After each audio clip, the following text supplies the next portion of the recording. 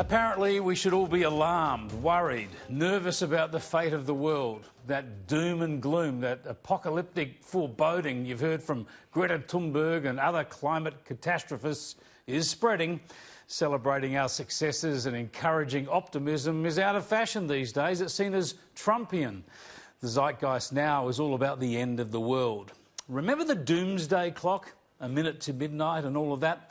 It was created during the Cold War, of course, and used to signify just how close the world might be to a nuclear conflagration.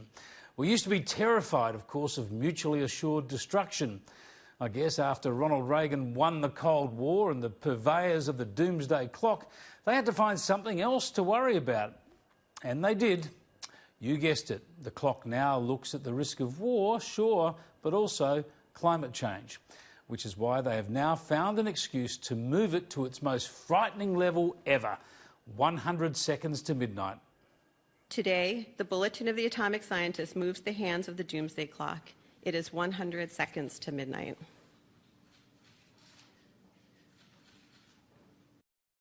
I guess that means I better make this next 1 minute and 40 seconds sparkle. Or have you already run off now to grab that last bottle of bubbly you were saving for a special occasion? Honestly, we ought to laugh this stuff off, but seriously, these activists should think about our kids. We're supposed to be about wonder, excitement, confidence, ingenuity and limitless possibilities. These miserable people are competing with each other to be as morose and pessimistic as possible.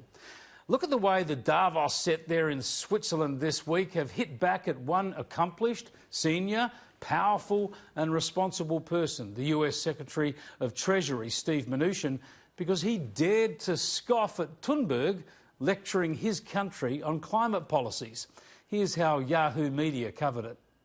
I want to highlight what other things Steve Mnuchin was talking about at Davos as well. Interestingly, he also criticized climate change activist Greta Thunberg after Yahoo Finance asked about the 17-year-old's call for private and public sector divestment from fossil fuel companies. Mnuchin stated, quote, "Who is that?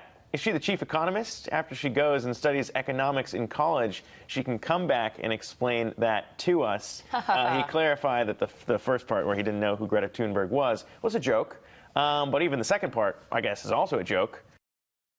Mnuchin was trending on Twitter pretty soon, and all of it negative, of course. Instead of doubling down and telling these clowns how ridiculous they are, he got all defensive about US policy.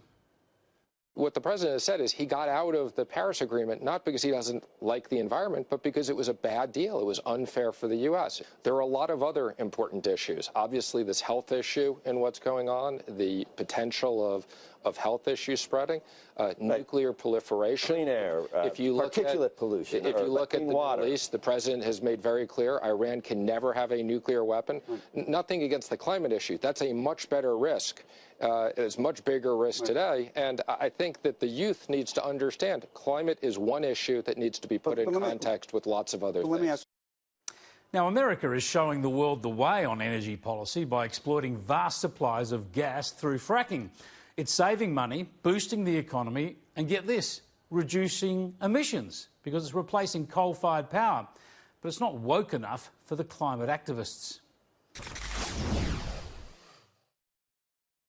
I'll talk to Alan Moran in just a moment about how our power supplies were pushed to the brink yesterday and why we aren't using enough gas in this country. But just before I do, let me just mention again the media coverage of Australia's bushfires this season. I'll have a detailed look at all this on Monday night at 8 p.m. when Kenny on Media returns for 2020. But let me just share one example of the misinformation that's been pumped out of Australia into the world. Here's CNN's Will Ripley reporting from a Sydney climate protest earlier this month. And they say the planet is dying, and Australia is right on the front lines of this climate crisis. You have the unprecedented bushfires. You have, the Great Barrier Reef drying up because of the ozone levels. Unprecedented bushfires? Wrong. The Great Barrier Reef drying up? Give me a break. Because of the ozone layers? This is what we call fake news. The media is getting worse, isn't it? Join me Monday night.